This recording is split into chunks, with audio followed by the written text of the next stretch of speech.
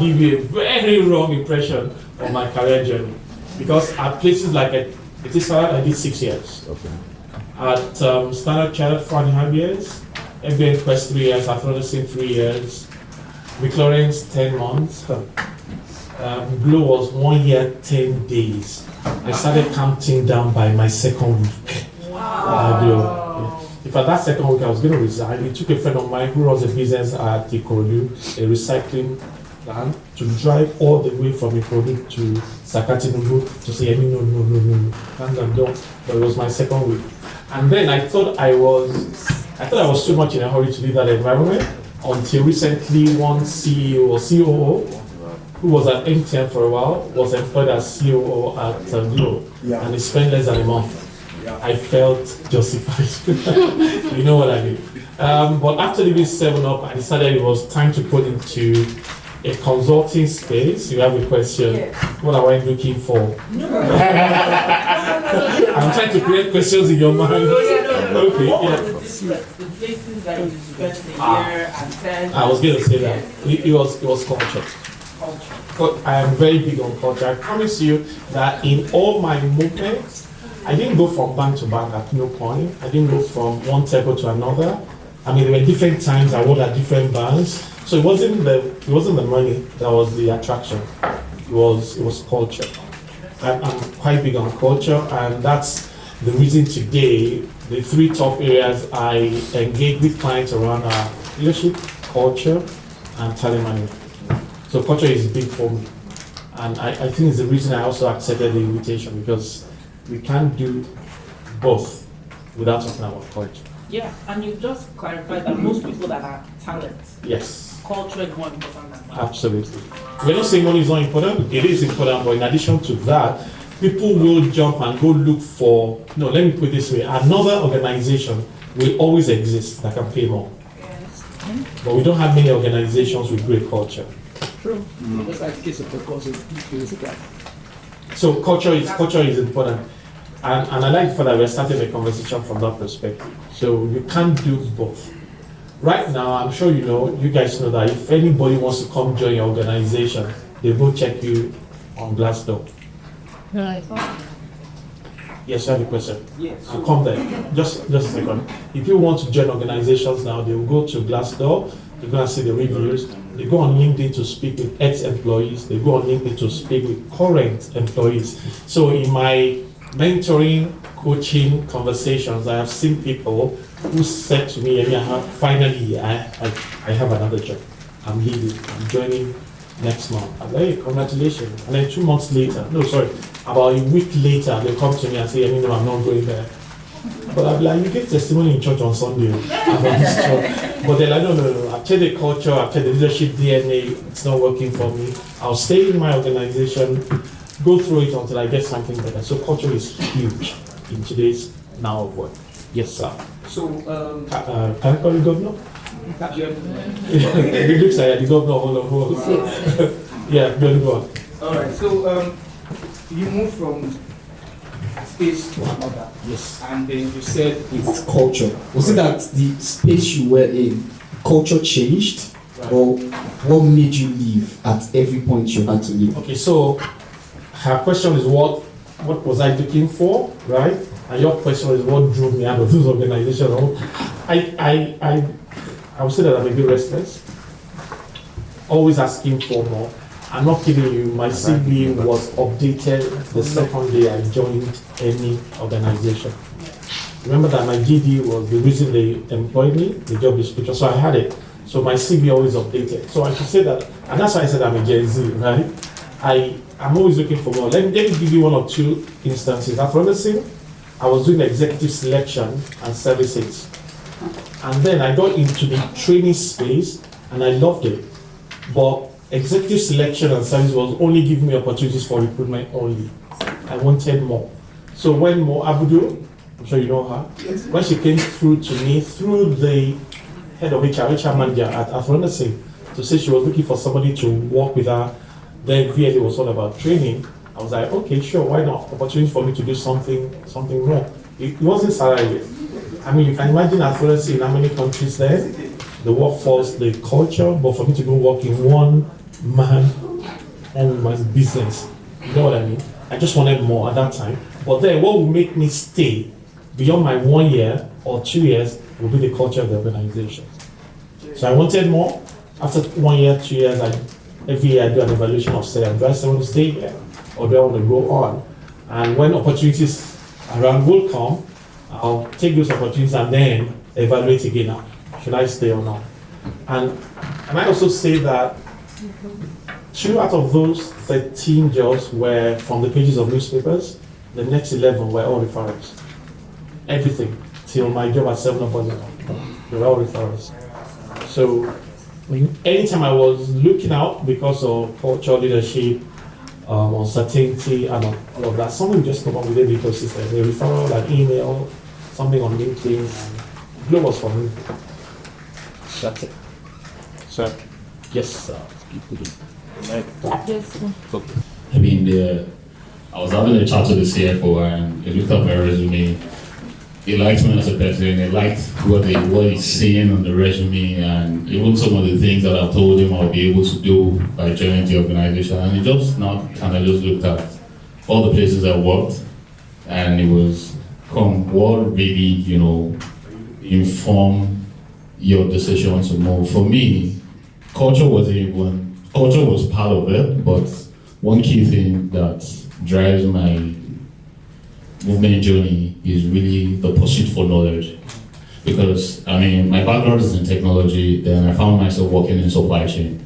And when I got into supply chain, it was just one aspect of it, which was just logistics and transportation. And me wanting more, wanting to learn, I found out that supply chain is very big and I can't stay in one organization to learn all of these things. So it really I just made up my mind and say at every point that I get the opportunity to be able to learn something new, something big that can add value to me, I'm gonna take it irrespective if the money makes sense or not. Then culture too was part of one of those journeys. So the question now is, how do you manage it as an employee growing your career? Because in this client, people see you and at some point it starts questioning, level of competency, even that there might be something wrong with you as a person.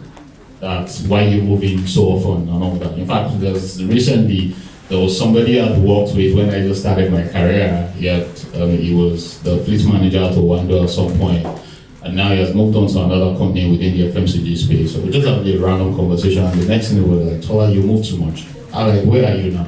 I'm running my own business now. I'm like, okay, fine. But then I asked him, why did he ask that? They should even ask me what informs me moving, you understand? But then, during the hiring process and all of that, hiring managers, HR will always have that bias perception when people move too often. So how do you manage that as an employee? All right, as soon as it's a storytelling conversation. Please don't say, the clients were bad, or Glow was horrible, or unfairness. No. It's your story. Own your career journey. I just told you 2 things, culture and I was looking for more. Again, when people ask a related question to say, where should I leave an organization? When is the time the best time? 3 years or 4 years or 5 years? My response always is, it could be 1 day. Yeah.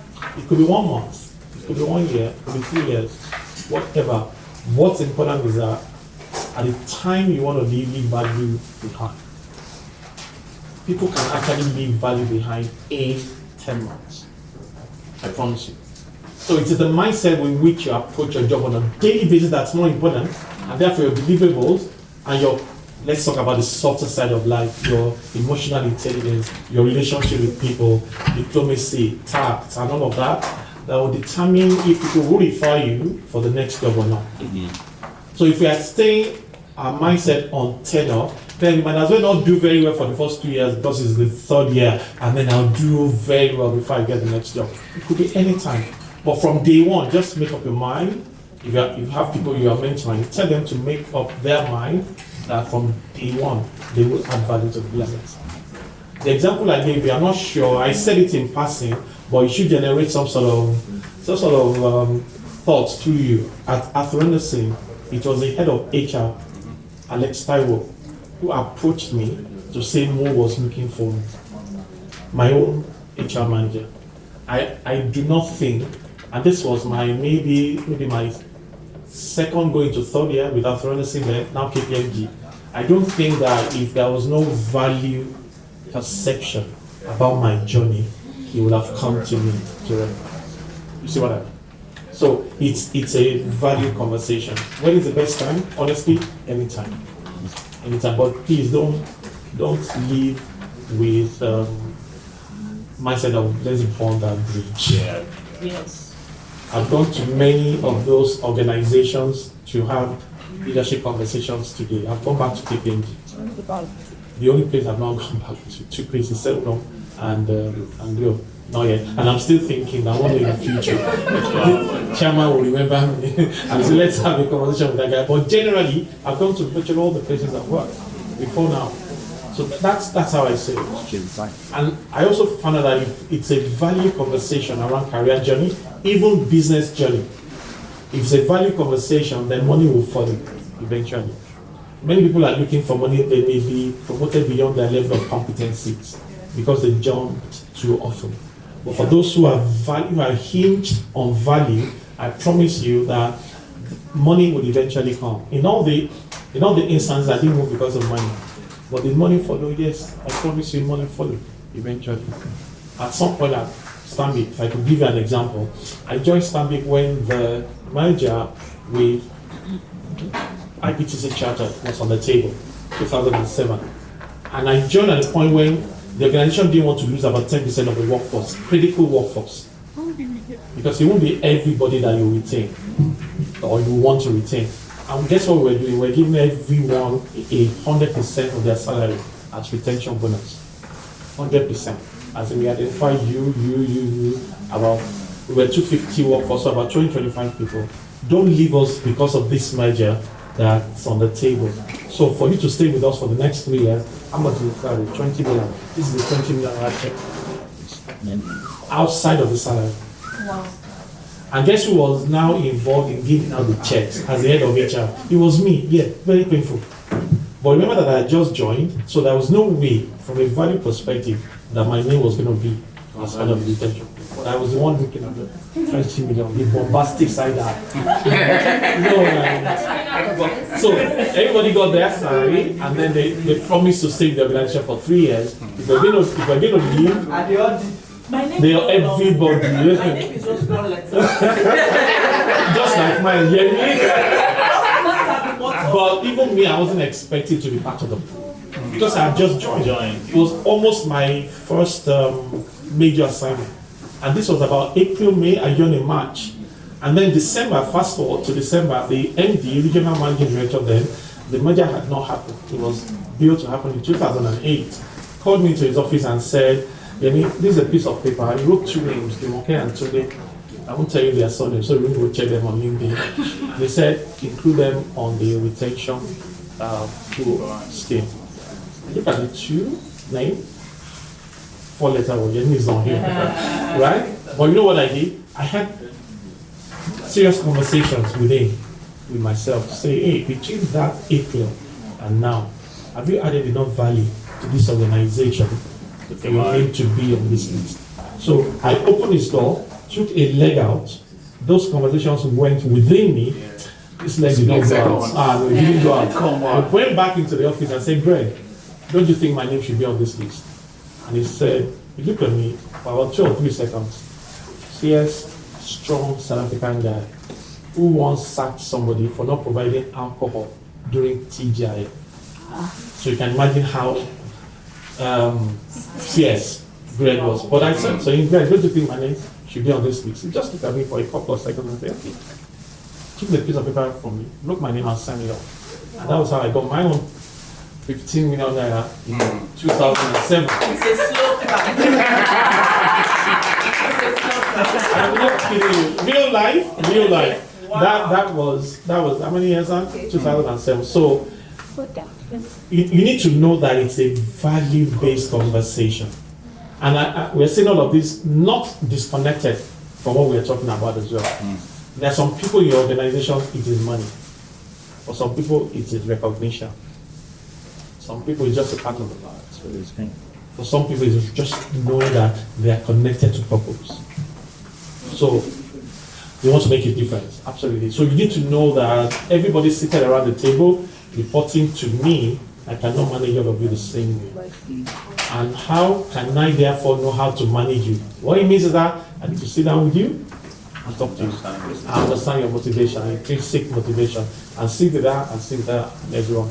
What we tend to do as leaders is to bundle everyone together and manage them the same way. Look at the football team. Do you think Messi is managed the same way as other team members are managed? Absolutely. As talents. Absolutely no. And you see, if he sneezes, everybody around, including the coach, will catch a cold. And then you need to know how to manage such people. So that's it. Any other question before we go out? We're good? Awesome. Okay, so are you guys struggling with retention and engagement in your businesses? Of talent. First of people, then of talent. Let's be open. Are we struggling? On motivation? On motivation, keeping them motivated. Yeah. Not yet. Why did you distinguish the two Between what? of people and policy? Two are two different things. she actually did. I did it. When I said myself, I mean, both. I know. Not everybody's everybody's a talent. Everybody's a member of the workforce, Okay. but not everybody is a talent. Saka in Arsenal is a talent. Other people are players Wow. or footballers. Ooh, many gunners in the room. I'm a gunner. Oh yes. Oh yes. Put it here. You are trying to put it in a way for us to understand. Yes. People and talent. Totally different thing. Primarily, we are all people. Primarily, we are all people. But in terms of the value we bring to the business, our skills, our competencies, our deliverables, we are not all on the same page. I'll give you an example. If some employee leaves the organization today, if I will throw a party, I will go. Another person says, I want to go, and you can't go. What are they offering you? We will double it. You see what I mean? We are beginning to differentiate between the workforce and talent. My question, sorry. Yes. My question came in mind. My question came from why would you employ people in the first place, or why would you stick with people? Those people that when they go, you throw a party. So we don't find out, or you will, especially in today's world, the schemas are all over the place. At the point of entry, you may not be able to identify. You could put in as many things as possible in your recruitment process, but you'll still see in HR what we call fear. Purely unidentified recruitment error. You'll still see them go through the gate. There is no way you can have 100% success rate during your hiring process. So people will come in. It is during deliverables and interactions and KPIs and quarterly meetings and all that you start differentiating from a value perspective. And I like that. Why are we not letting them go? That sits with culture. It sits with culture of performance management. Because for me, again, if Debo, Tola is not performing, I'm not saying no, but if Tola is not performing in this team, and I'm carrying him with everyone else, I'm not sending a message to only Tola. I'm actually sending a message to everyone in the room that you can be like a Tola, you still get your salary. You can be like a Tola, you will get a 10% salary increase. And then when we are doing bonuses, okay, we may not give him 25, we'll still give him 20. So you know what we have done? We have dropped our performance bar to the level of Tola from a culture perspective. So yes, many leaders and many individuals do not take the hard decision. They don't have those difficult conversations to say, time to let this person go, because he or she is not tight. But can I also say, we need to understand the 70-20-10 rule about everything live, not everybody will be talent. Majority of the workforce, if you have 10 people working with you, maybe 7 of them will be in the average category. They're not poor performers, but maybe they're not top performers. You have but they carry the organization. They are workhorses. They understand the history. They started this journey with you as a founder. You know what I mean? And then you see the other, maybe the 10% to the left who are not doing very well. Those are the guys who you need to make a call upon as soon as possible. And then your 20% at the extreme right, you need to treat them differently, your talent. Because if you don't, talent goes to where it's appreciated Yes. Thank and you. celebrated. Yes. Talent has options. Oh, always. Always has options. Always. Sir, so in relation to your story so far, so I really want to have an understanding of especially at the intersection of discovery and communication. So how do you identify, right? How do you identify that you are providing value to an organization? Okay, is it that you have a documented track record of your key results in relation to the objective in which you are being hired, right? In your case, you said when you had that conversation, that value-based conversation with your South African boss, that don't you think my name should be included in this, right? Now let's have a tweak of that conversation.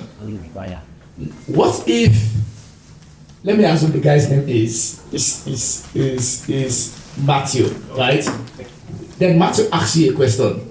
Why do you think your name should be included in this? What would be your response at that point in time? So if there's anything I encourage every employee to do, is what I call personal conference. You know, that conference, not a webinar, not a conference. You, and you.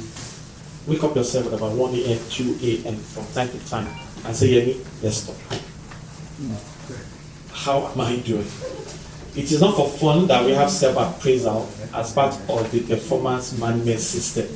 That is actually where the conversation starts from, isn't it? It's self-appraisal.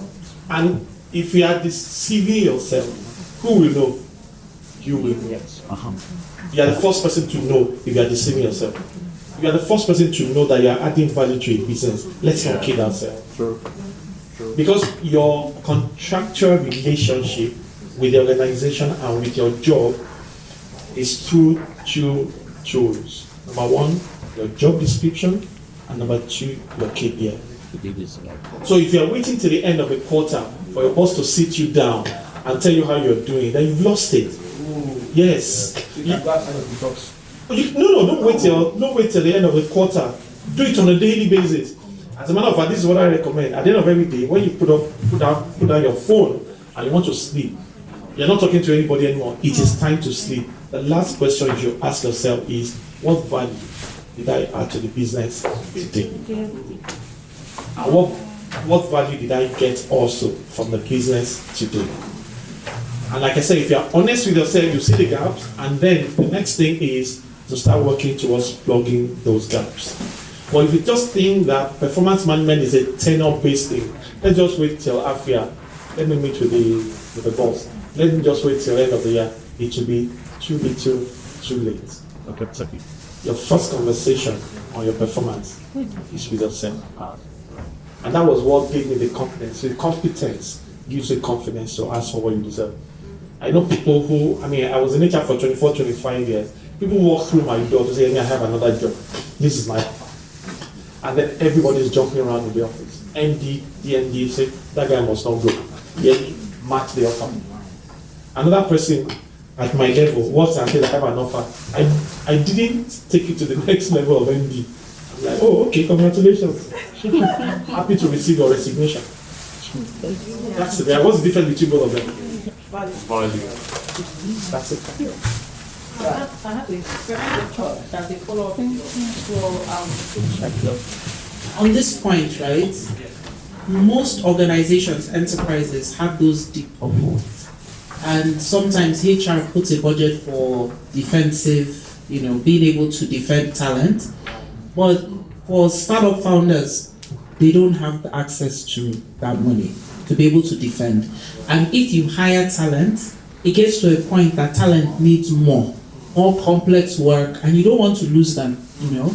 So what do you put in place if you can't defend with cash, you know, to be able to retain? Okay. So this is what I would say. Don't wait for them to come to you, or don't always wait for them to come to you that they need more. If you're connected, engaged, and you are in constant touch with employees, you will know when they need more. So don't wait, so proactively deal with it. It may not always be cash. As a matter of fact, I totally was against the fact that somebody should go outside, get another offer, bring it to the organization, and let's match. The first thing from my perspective is it's a no.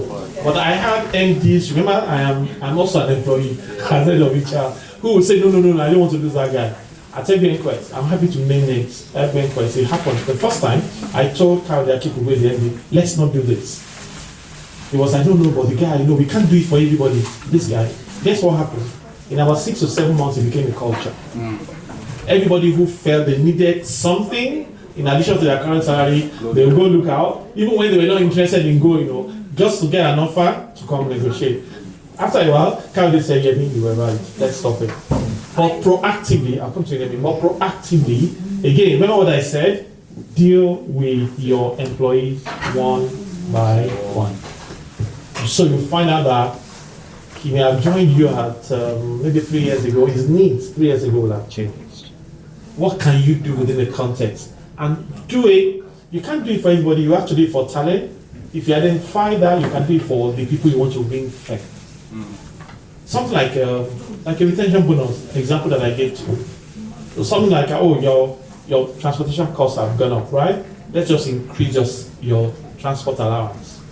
But the more we proactively do it, not necessarily with cash, the better. You'll be surprised that even sitting with him as a founder, sitting with my employee, maybe once or twice, what's biting you? What are you dealing with? How is life? You just got married. What's changing about you? They don't get that experience every time. They will value it beyond that. Or somebody did something for you for like 3 days, or maybe three days and 3 nights. You guys are bidding for funds and all that, and then eventually he came through. Celebrate that person openly. And say, we wouldn't have achieved this milestone if not for that. You'll be surprised, it may be more than the cash. But on top of it, we want to do something extra. But we need to talk to people before we know that, and we need to proactively deal with it. I was just thinking about what you said about not matching, matching the salary. I think I share a similar view. However, my reason for that is always that, yes, while the workplace relationship is transactional, one also has to be careful not to make it completely transactional. Because what stops that person? So you've kind of placed it that it's a money thing. So what stops me from going to another place to get, because I'm moving for money really, and I'm staying back for money. So the moment I leave means I'm leaving for money, and I will definitely do it. Now, I think now to ask a question, I know I have been in organizations where, I wanted to leave, and my salary was, taken up just by having a conversation with my boss to say, I plan to leave, and I had like 100% increase. It didn't stop me from leaving because I left in the next 6 months. Because it wasn't about the money, which my boss failed to realize. So I had a boss who thought... But you still took the money, Sha. I took it for that 6 months. And it's funny, I had a conversation with him some months back, and you know what he told me? He said, what we have in the organization is a placeholder. We are still waiting for you to come back. And the person in your role, this is what they earn. And I'm like, when is this guy going to understand that it's not about money? But, unfortunately, the economic situation in Nigeria, I can afford to do that because I have other ways to make money, right? But truth be told, if I didn't have an option, I would sit in that environment, no matter what it is, and just be earning the money and taking it all. Or you will become at some point a quiet quitter. Yes. That is true. Because the other things have not been dealt with, only the hygienic factor was dealt with, which was money. So the issue around culture, maybe, your boss screams at you, maybe, you've got toxic employees around. We didn't deal with all of that, but we added 100%. What do you think will happen? I'll be looking for whoever is going to match the next. I took a pay cut to leave you. You actually did? Yes, There you go. I took like 50% pay cut. So why did you? Because those other factors were still there. Yes, I just couldn't. I'm not going to be having sleepless nights because of someone. And I, my husband used to say something like, if I was still like that job, when you watch movies and you see them put all those machines, and maybe I would have been in that set.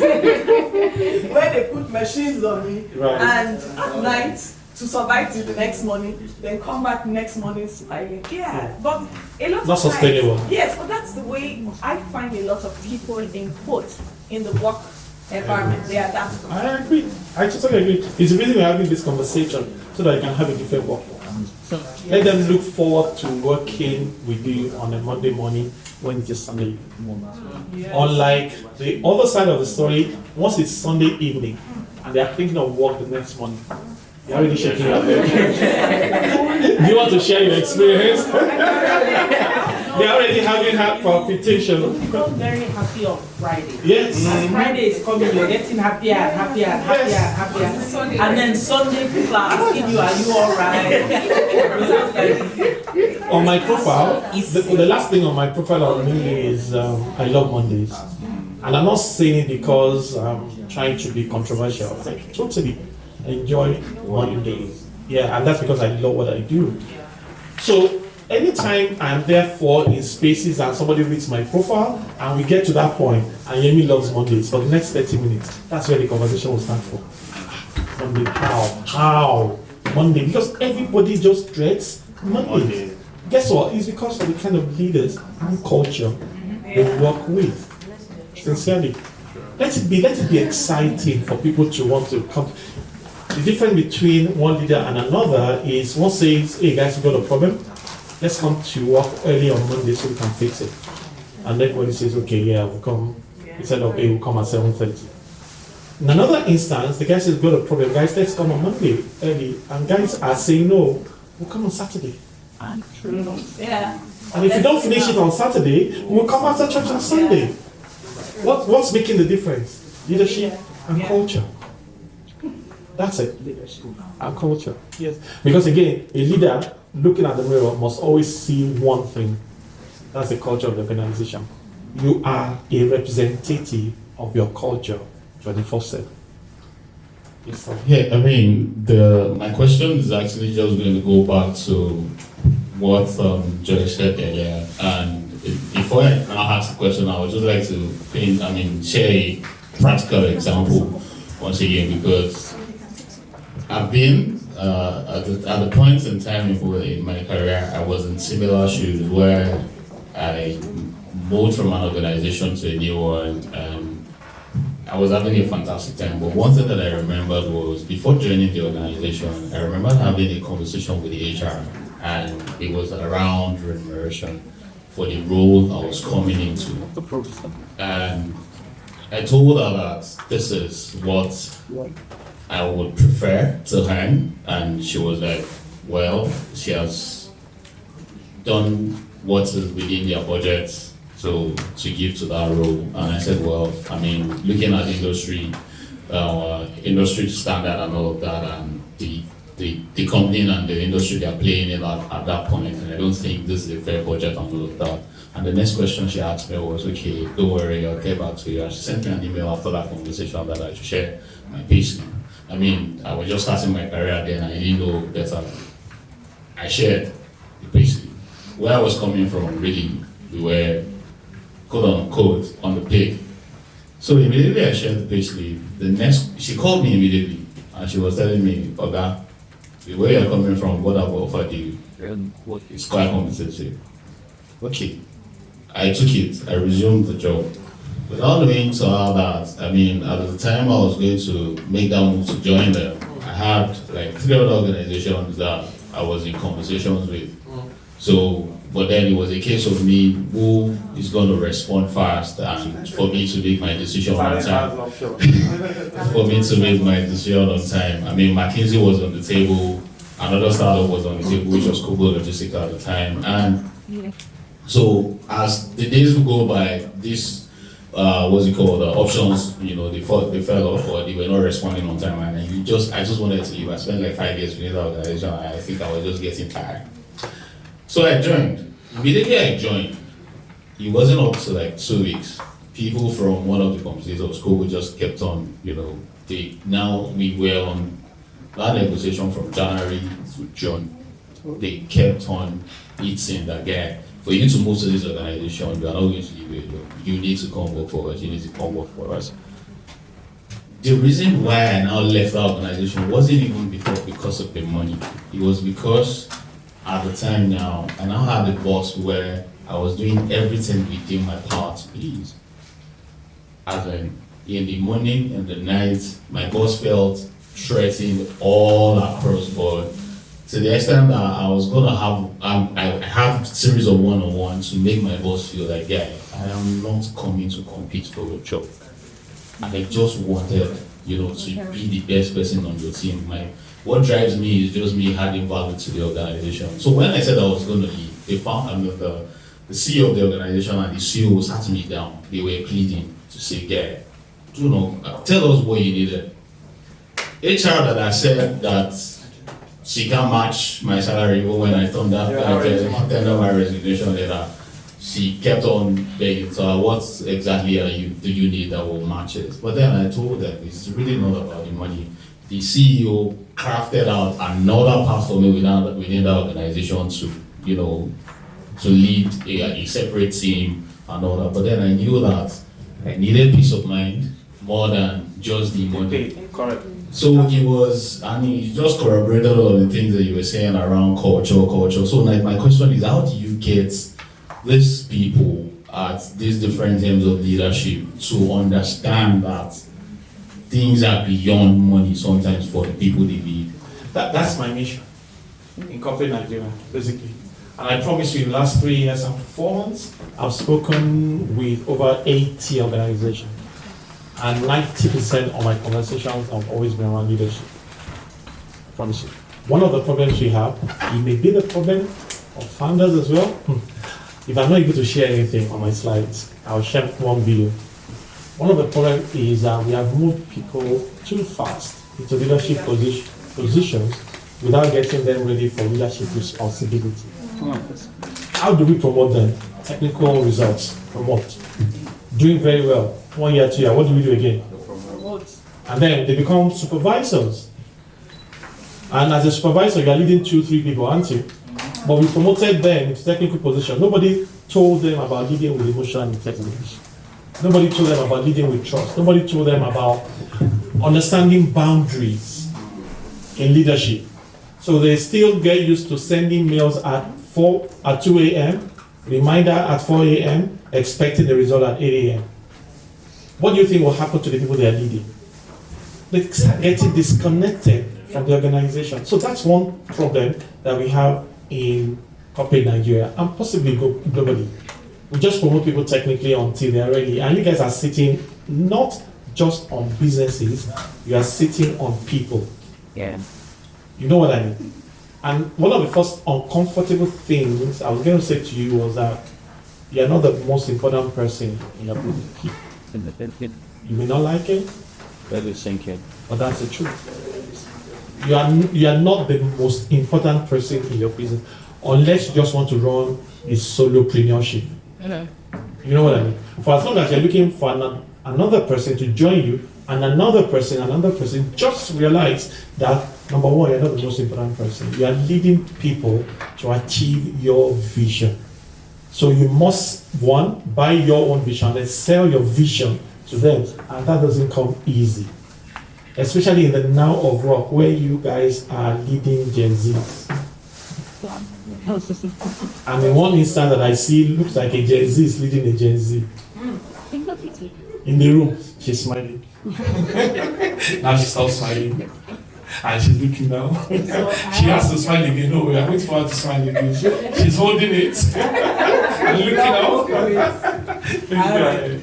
Okay, so most times as startup founders, right? Yes. You've raised money or you're about to raise, you're doing product, maybe you're tech. Yeah. You don't have any kind of path to building the leadership muscle. Correct. What you've seen, what the behaviors have been modeled for you are behaviors around you can't be kind and a good leader. And Nigerians don't respond to value, they respond to cash. I don't have money. So how do you build that leadership muscle to create that strong culture where people everywhere want to work for the company? Absolutely. I love that question. You see this thing?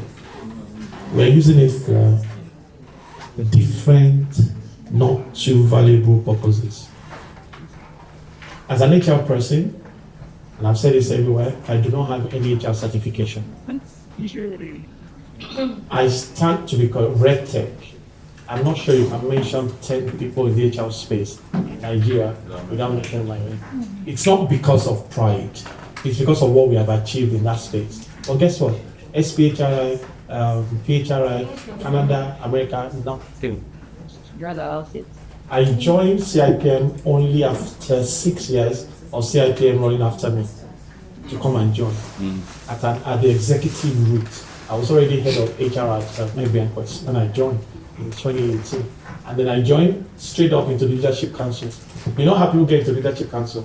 You go to PPCA, primary Kinikon, primary Apapa, and all that. Then they roll up to state, and then they roll up to national. But I was 2-time elected council member of CIPM.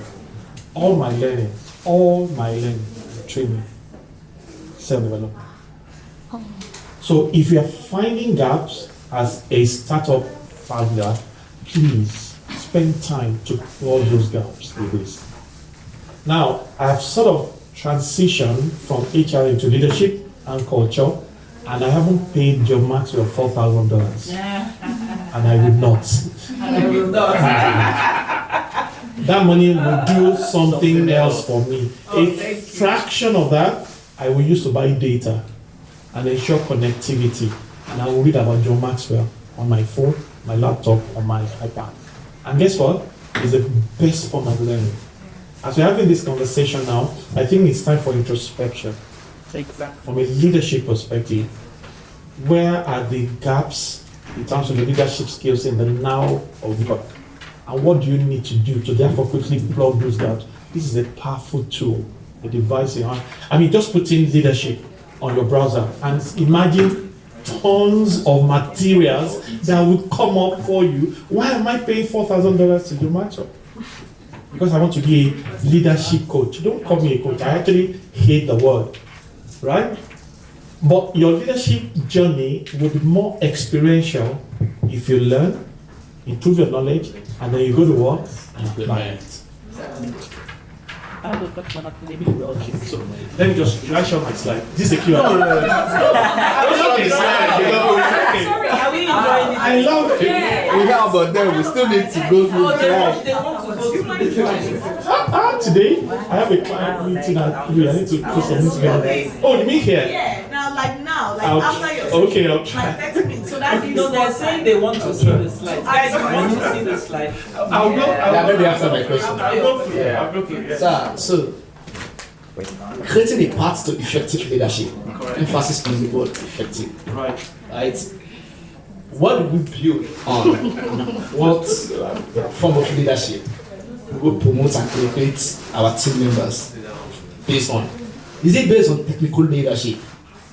That is, they have the competencies, right? Yeah. Which is the knowledge, the skill, and experience is a plus. Or is it based on organizational leadership, in which they know how to manage people, they can communicate effectively, they can also sell your vision to other people on your behalf, right? Or is it starting up with self-leadership? So I really want to understand, how do we elevate effective team members while creating an effective leadership? All right. So this is a short course of my 2-day leadership training. What we're doing now, it's 2 days, and We send, and this is according to your master, we send a fuzzy picture of leadership when we have not led ourselves successfully first, and then want to lead other people. So you crafted the question, and then you give me the answer as well. The start of that journey is self-leadership. You've got to lead yourself first successfully before you can lead other people. But don't forget that you have elevated yourself as a founder, leader of a business from the technical space. Can I say that even if you look at when you were in career, the moment anybody called you a supervisor or a manager, at that point in time, your job left doing, to leading. So 100% of your job as a founder is to lead people to do. You may not have gotten to the point where you are recruiting or hiring other people to join you. If you have not yet, so this is a good way to start the conversation for you. But if you have, then please don't think that your job is to do anymore. Your job is to lead other people to do the job. And guess what? The more they see those leadership competencies in you, as we've been talking about and we may still talk about, the more they will psychologically connect with their vision and they want to do more for you. You're telling them to go on leave, they're like, okay, that customer, you need to deal with it before I go on leave. They will not D&D on you 5:01 p.m. You know that's common these days? Yeah. D&D, one is 5 o'clock, end of work. But you find out that some I still find some Gen Zs, I get the best out of Gen Zs. I'm telling you, I'm not kidding you. No. The first thing they need to do is to connect with you as a person. We think that leadership is connection to the strategy, or to the numbers, or to the business, or to the mission, or to the purpose. I kid you not, that is a wrong notion. The first thing they want to do is to connect with you as a person. I just left an organization, an oil and gas company, and we are doing some project with them. We are about to start on compensation restructuring. They've been in business for 20 years. So we go into their business, and as we got in there, about maybe 20, 30 people on the left in a room like this, and we go into the meeting room. We had the meeting for like 1.5 hours. As soon as we got there, I'm not kidding you, again, this is just experience sharing. There were 6, 7 people just waiting to either take pictures or say hello to me. They have never worked with me. But one way or another, because of the things we have done in the ecosystem, they felt connected with me. Out of the 8 people we met in the room, I'm not kidding you, 5 people were people I either work with at Furnace or people who say, I follow you on LinkedIn.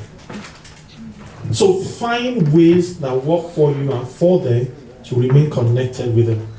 The businesses that I have done that were as a result of my LinkedIn connection, honestly, I can't quantify them. So what do you as an individual represent for the people that you lead? That's where I'm going. It's got to be there first. It's not just I'm paying a salary, do the job. The moment you say that to them, you've lost them. If there's anything you should never say, please don't say it to employees. I pay you to work for me, so work for me. Please, guys, don't say it. They are your co-visionaries. You have a question? Yeah. Yeah, please don't say that to them. My driver has been with me for 21 years. We are celebrating 21 years this month. We are in March, right? 21 years. So if I have an employee who's been with me for a long time, I always say that it's my driver. Do I pay the highest in the industry? Absolutely not.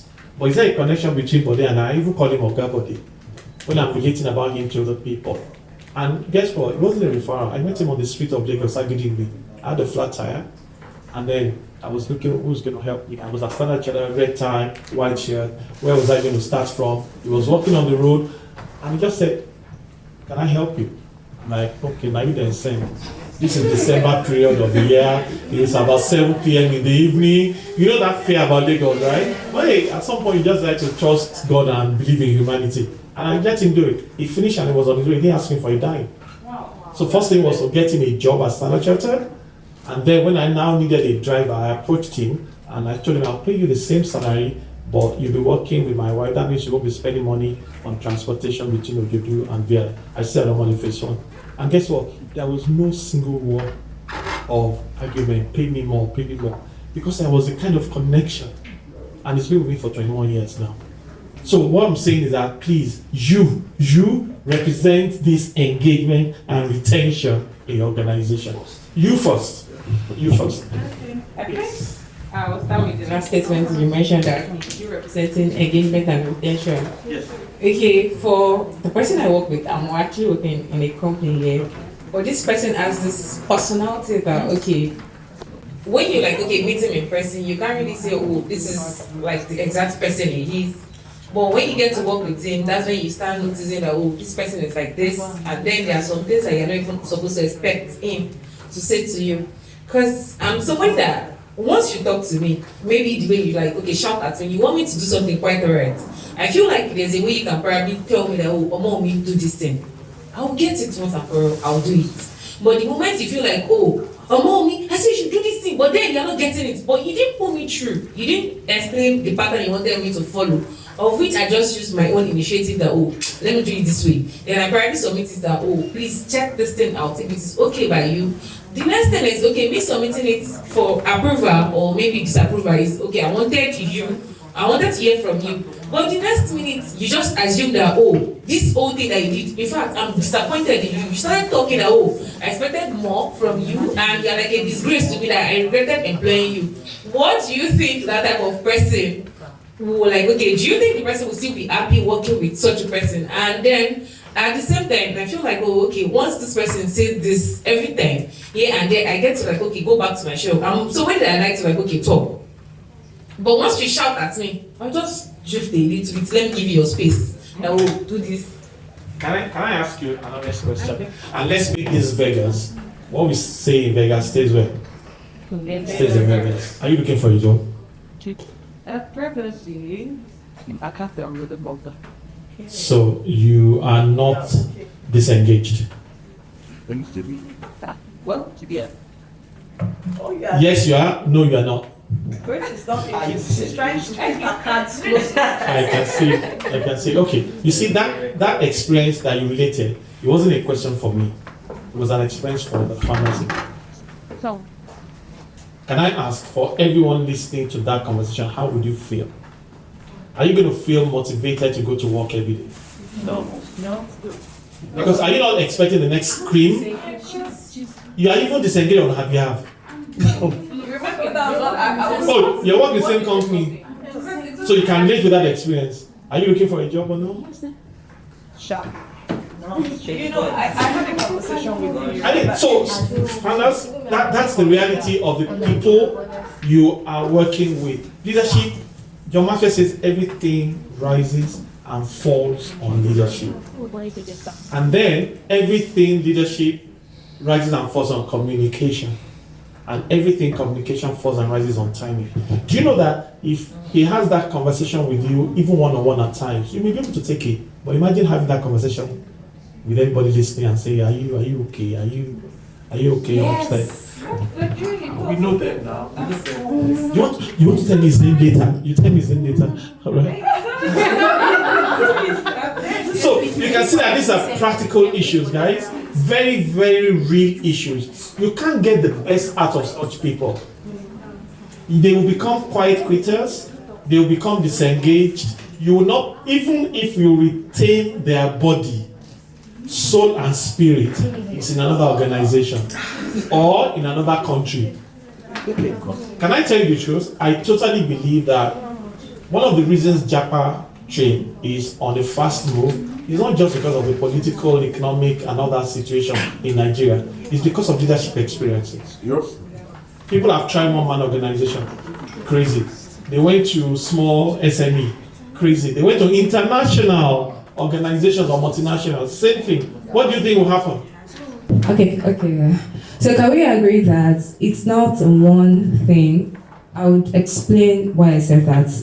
I got into an organization last year, and when I got in, I felt like the work culture was superb. Like compared to other Nigerian companies I've been at, it was really great. I mean, we got there, the aesthetics was giving in genuine lingua, and then the co-workers, everybody was just really willing to work and everything. But then it was the HR that was targeted at me, so it felt like I had an encounter with her, and it felt like for some reason she was targeting me. It started with her making a comment about my person, and I felt like, okay, I'm open to feedback. Let me work on what she said. The second time she said the same thing.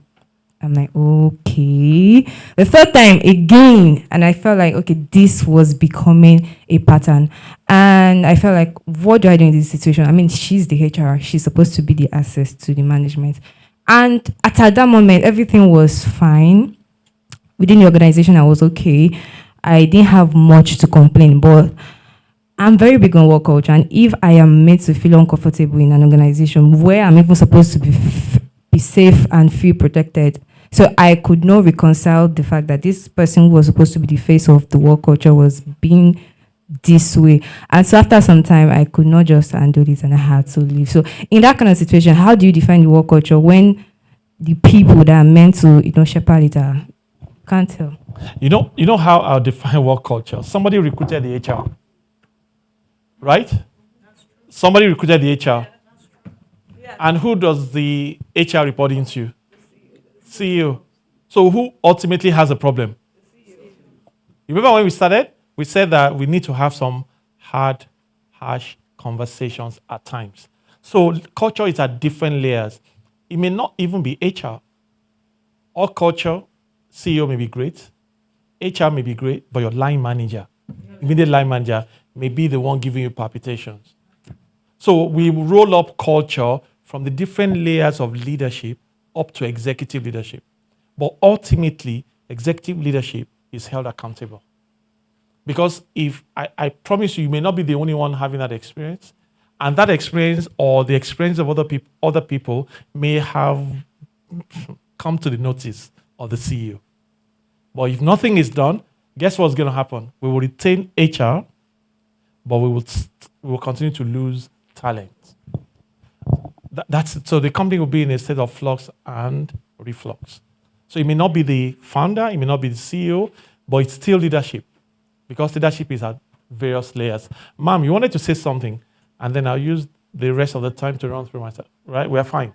Okay, all right, good. So are we all agree that leadership sits in this room and in the rooms of people who work with us? I promise you, honestly, it's a difficult conversation. Many people are not self-aware. Some people just think that they are leading, so they don't know better. Unfortunately, I don't want to do public programs. I just don't have the energy for it. Otherwise, honestly, I wish I could put leaders in the room, maybe 1,000 of them, and go in with a cane. I mean, symbolically, and maybe I'll just stand or sit in front of this and flog, so that they'll know that I'm literally flogging them. Because the stories we hear, they are very, very heartbreaking. That was a heartbreaking story. Loves our job, loves the organization, aesthetics was given, right? So stay in touch with, make sure that you're feeling the pulse of your organization is extremely important. You wanted to say something, but you're fine now? You're good. Okay. So guys, I mean, this is just all context. Nothing new. We are in the 4th industrial revolution, Internet of Things. We moved into the 5th industrial revolution. It's no longer man corporation. It's also now man-machine corporation, right? That's happening, isn't it? Robots. I mean, I saw a clip 2 weeks ago on the streets of China, 2 robots going to deliver food to customers. They met at a kind of corner, and they both just stood there. No robot was willing to move for the other robot. But that's what we are at the moment, right? But it's a new era. And in this new era, please you need to understand that the people you are leading, they are very, very socially conscious. It's the reason social media is thriving at the moment. Everybody wants to know what's happening in China and Canada and the UK. And do they get to know those things? Yes, they do. So we are in another era where we moved away from, I mean, there is no ancestor in this room. There is no baby boomer in this room. Is there any? And governor is raising his hand. No, nobody, right? So, I mean, you can relate with this side of things. Many people who are in leadership positions, they transited from here to a digital revolution. But guess what? Their orientation and mindset is still here. That HR person is here. She needs to move to this where it is now work with me. You don't have to go to the office. I've been doing 3 years and 5 months. I don't have an office. My office is in my car. is my router, 5G router. Once I have it, I work. Work was from the office, then work was from home. Today, where is work? Anywhere. But the No side max. hustle part is so buoyant for me. Yes. It's a sore point. No, not a sore point. It's something that I think we as leaders need to understand now. That this thing of you can only work on this one thing. Exactly. That's gone, and that's gone forever. Yes. It's gone and gone forever. And they actually, but you know, I find when you have conversations and people are open to share what they're doing in their side hustle, they actually become more engaged Correct. in work, and you're Right. able to structure things. I mean, as far back as 2019, end of the year party, the DJ is called DJ Jamalot. Anybody may know him. DJ Jamalot, Monday to Friday, 5 p.m., is the head of treasury operations at FBN Quest. He's still there till now. Leye Babatunde. 5 p.m. on Friday, takes off the tie and the suit, and he becomes a DJ till Sunday. So when we're going to have end of year party, did we need to go and pay another DJ? He was a DJ. Access Bank, their end of the year parties are an event. The photography guy worked at Access Bank. Yes, sure. He's able to do that because the organization is open. That's at the point. That's our point. That's the Imagine point. coming to work and they'll say, oh, on Monday you're not delivering. Then the boss says, because I saw you on Sunday doing DJ, that you need to focus more. You know, Yes. I remember I worked in an organization where they had this no keeping policy. Very true. And so usually scam meetings where we talk about things that they could be open conversations, like so various topics. And I was laughing that was I was meeting my department. Those of us in that meeting were quite in court, quite troublesome. I don't say what's and they said, no, you can't work the policy.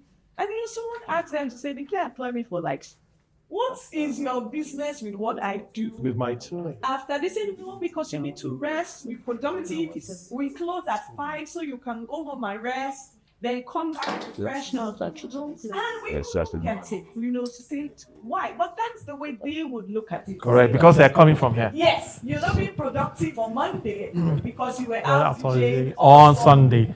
But guess what? What do we manage? How do we manage people in the now of work? Performance or presence? But first, the format and that present state and I'm speaking to the founders as well. The dependence really makes sense. Too many Which was why I say respecting boundaries. And so what ends up happening is first is when you get to know what good looks like. Yeah. And they haven't really communicated it and put performance in place. So that's so many meetings. I usually for the founders that have it in to stay for 1 hour every single day. Yeah, I worked in an organization. We had meetings 1 hour in the most in 9 years, 10 years. Guys, a lot is riding on people in leadership positions, a whole lot. Especially if you are a founder. We've talked about employee engagement is declining because we are not engaged with people. We've talked about quiet quitters. If they don't get that from you, they'll give you the barest minimum rather than giving you discretionary effort. Discretionary effort is what is not in the JD. And that is why I have kept Bode for 21 years. I'm not kidding you. It does for me what is not in his JD. It's always my star boy experience. I told you I met him, how I met him. Yeah. Today is Friday. I think it was on Monday.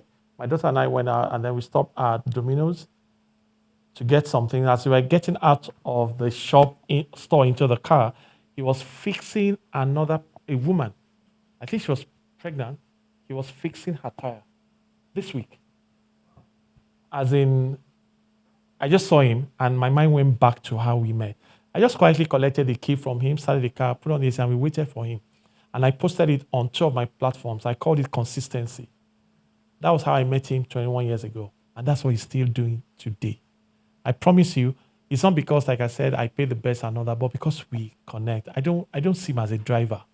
I see him beyond a driver. So if you want them to do more for you, you've got to do more with them to connect with them.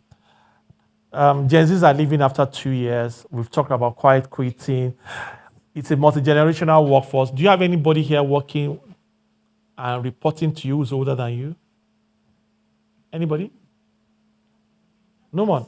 So, Yes, I used to have that. any founder with an older generation reporting into you? Nobody. So you guys are deliberately going for younger people. You are really scared of this other generation. But I think it is. Honestly, think about it, guys. There is power in synergy. You still need the wisdom of the old and then the agility of the young. I promise you. So try and not make your workforce one generation. Yeah, okay, you don't want to see them. See them as they are working with you. I like that. But you have some people like that in that category. Older? Yeah. They are older than you. So how are you coping? So how are you coping? What's helping you to cope with them? Respect? I like that. Just respect them. And you're not demanding that they respect you. You respect them first. And are they respecting you in return? Absolutely. There is power in synergy. Let me give you an example. I have a 6 slides, but I'll use this as, would the audio be good?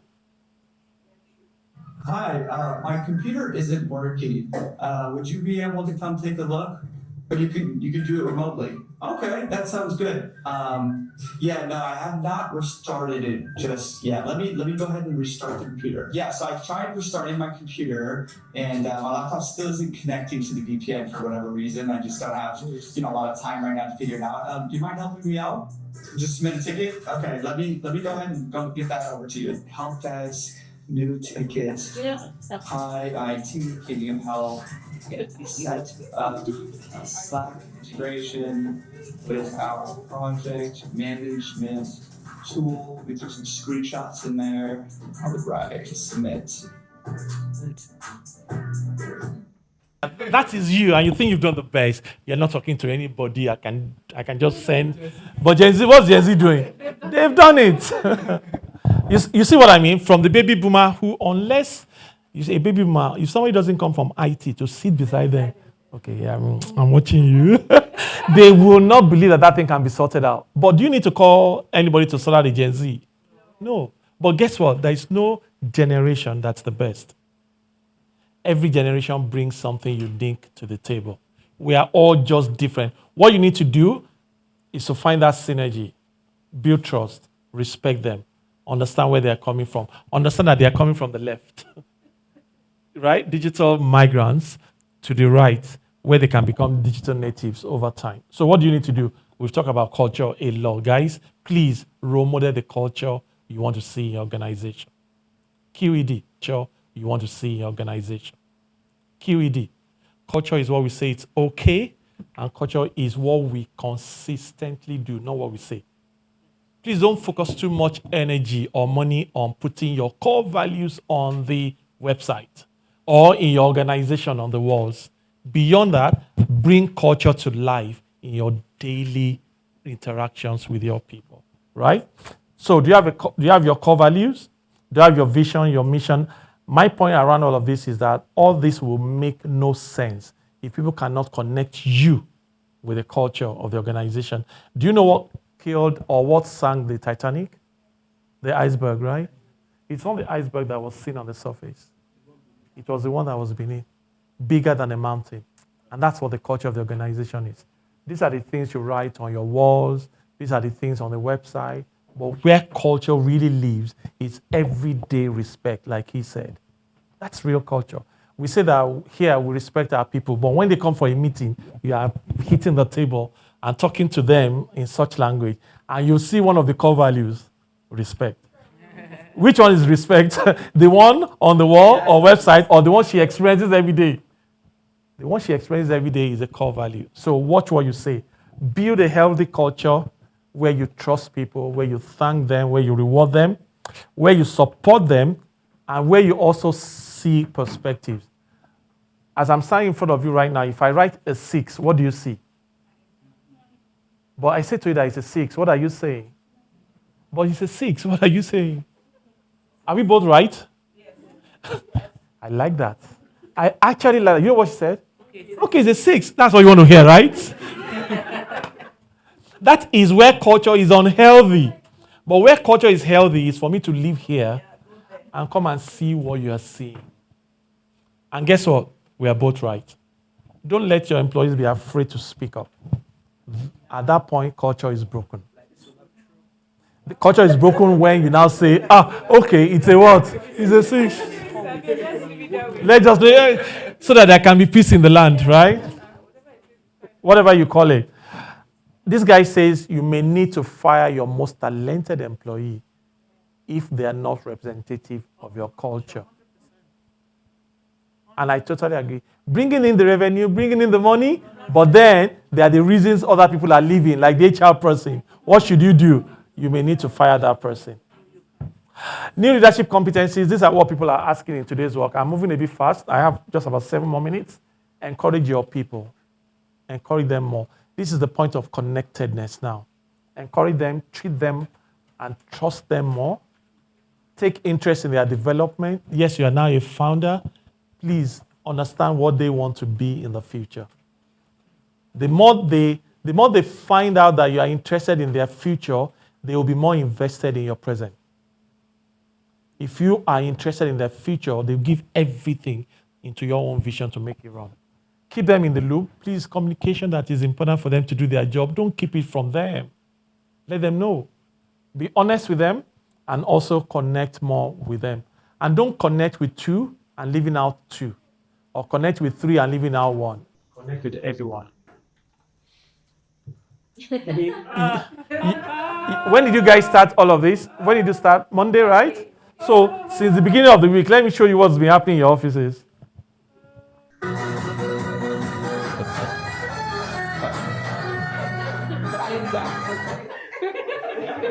If this happens when you're not in the office, you should sack yourself.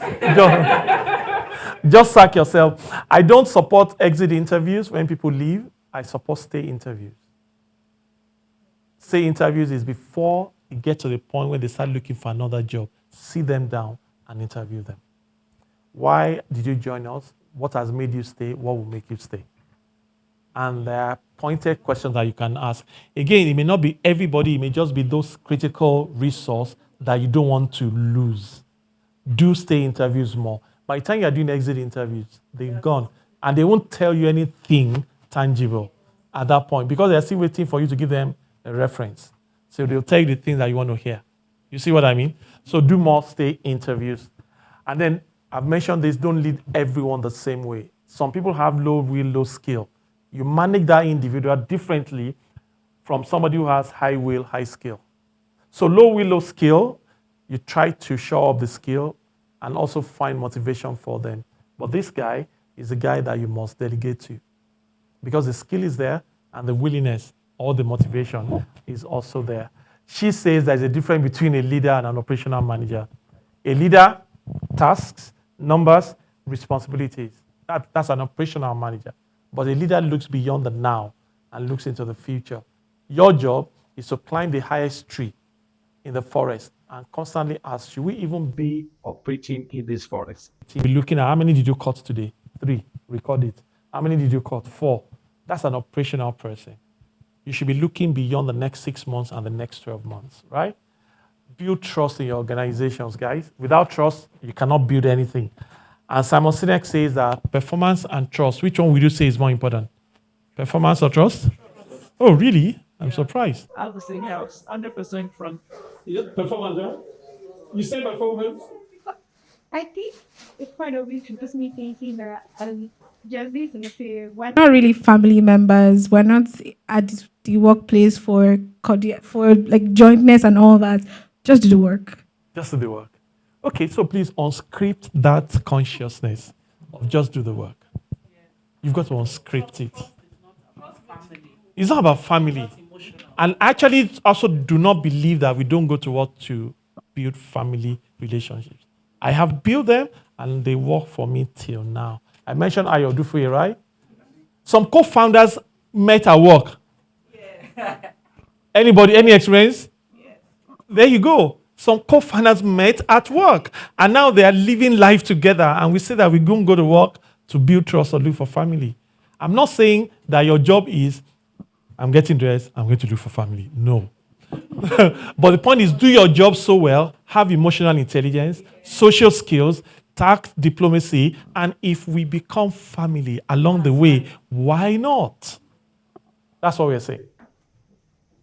And I guess there's a part where not more times than not, when people have that whole close knit vibe in an organization, it's almost always equivalent to either you're not really paid well or you get to do overtime and then your boss is just like, just help me do it now. But you guys are good, so you do it. But you're like, can you just pay me and see that this work I've done is beyond my JD and I should get compensation for it? But we're close, we talk, I have I'll let her talk, but I have another word for you. Actually, if you want to get faster to the top of your career, do more than what's in your JD and don't get paid for it.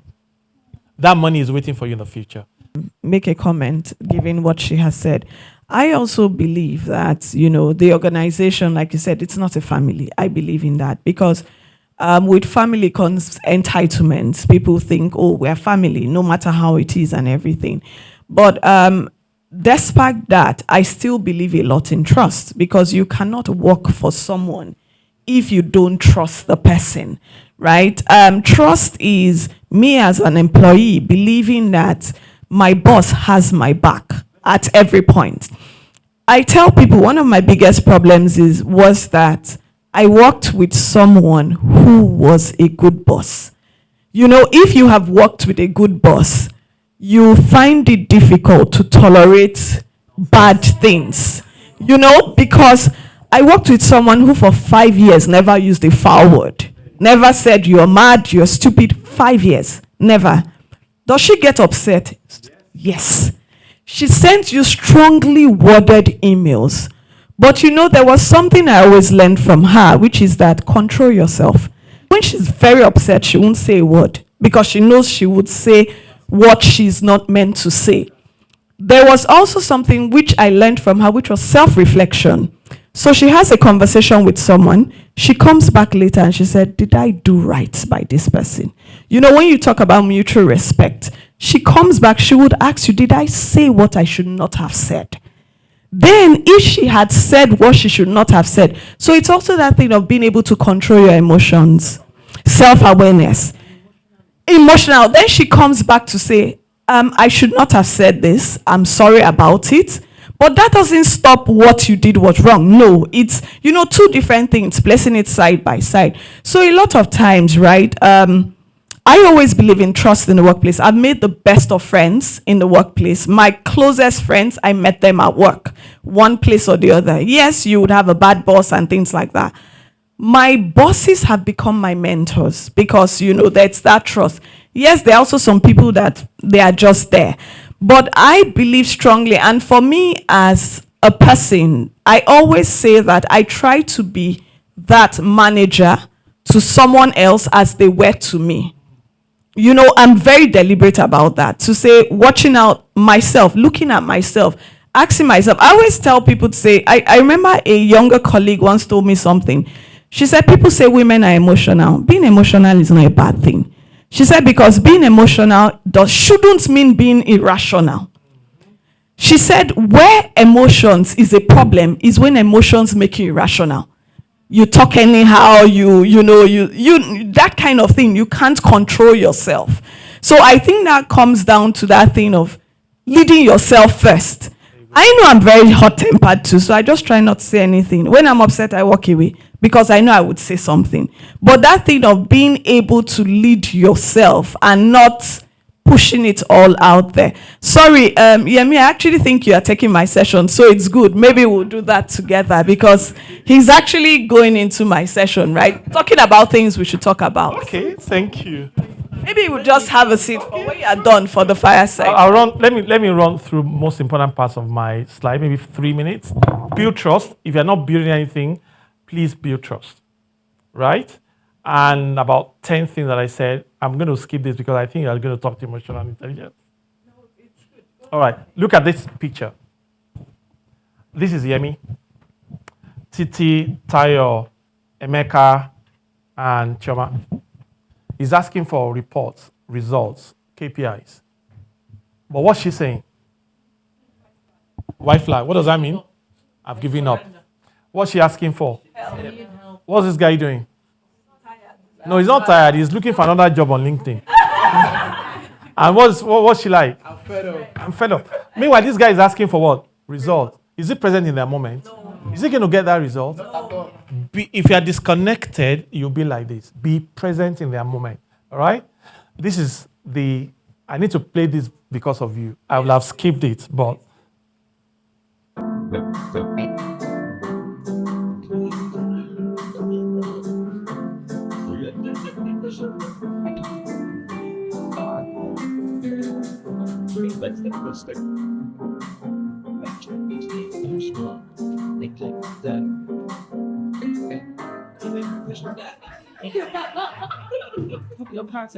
This is not the definition of family that we are talking about.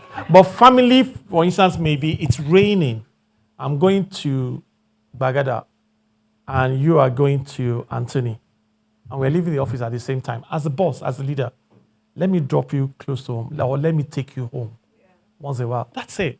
That's what we're saying. You see, we need to redefine family. We're not saying blood relations. That's not what we're saying. We're not saying we are becoming brothers and sisters in that sense. But can we extend this relationship outside of work? Then we are family. But if you are a founder and this is what you do, and then next meeting on Monday, you say, guys, we are family. They all look at you and say, are you serious? No, you know your family. So if you want to reduce your staff turnover, increase personal well-being, leadership ability, you've got to do all of the things we are talking about. These are the things great leaders do.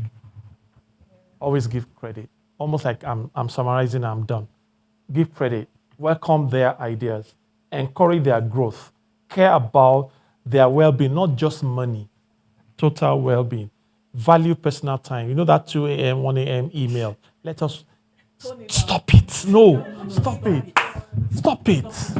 Right? Lead by example. That's where culture comes in. And then make tough decisions. Not irrational, but assertive decisions. Don't say we have an open door policy. But look at the handle of the door. Will anybody come into the room? Nobody. You just be there and then you now be singing lonely, lonely, lonely. Why would you not be lonely? You'll be lonely now. Take other people with you, right? Or you say that this is how I lead my team. And then when they all wake up, you say we are family. Took care of yourself all night, and then you say we are family, right? Don't be that kind of a boss. At the end of the day, vision, very important. Keep your vision. Keep your passion about your dreams, right? Be responsible, be accountable. But beyond those 4 things, also care for people. Be selfless. Make sacrifices. And let them know your struggle. Don't show them only your great sides. They will connect with you if they know that you are struggling with other things as well. I'm saying to you guys that in 2024 and beyond, it's a cancer-based thing, future, I call it the now of work. How is AI enabling you in your workplace? Are you delivering on employee experience through digital means? Are you automating your business operations? Do you think about digital onboarding and adoption, hybrid? If not full remote, that's an option, right? Dynamic work and career, somebody may be in sales today and be in product management tomorrow. Once they have transferable skills and you're connected there, you will know and you can move them. Proactive employee experience plus customer experience. Please don't leave your employees behind and be taking care of your customers. Happy employees, just the practical, right? If you don't change everything I've told you today, this is you in the next couple of days. Tennis, please. Oh, sure. All right, thank you. And thank you.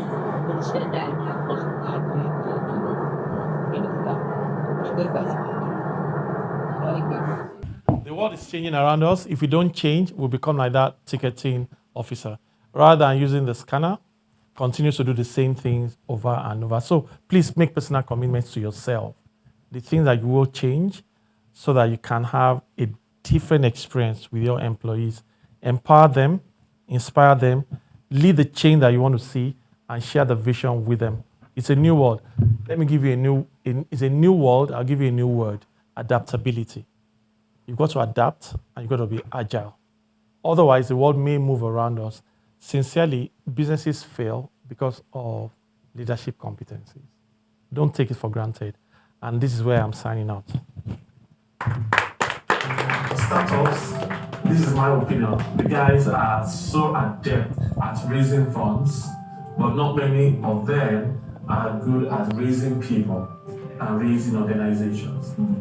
Again, leadership is a problem. And many startups are failing today. They raised $4 million, they raised $10 million, second seed, first seed. But if you go check, as at this morning, another organization failed that you read about. And these guys were doing very well in the last 2, 3, 4 years. So what has happened? Number one, the individual, the founders themselves, they need to be in the space of, if not technical development, at least leadership development. And then number two, let's not focus too much on scale. Scale of the business, of course, so that I can pay back the fund. But for us to scale, we need to use technology first to be ready to advance in different areas within the business. And this is my opinion again. I found out that many startups are always looking to cut corners. Rather than get an HR manager or head of HR, they will go get somebody who left school 1 year ago. 1 year post their YC and they make them HR managers. And it's not working for them. It's not working for the business. The quality of advisory isn't top notch. And then the business doesn't scale. Thank you very much. Thanks for your time.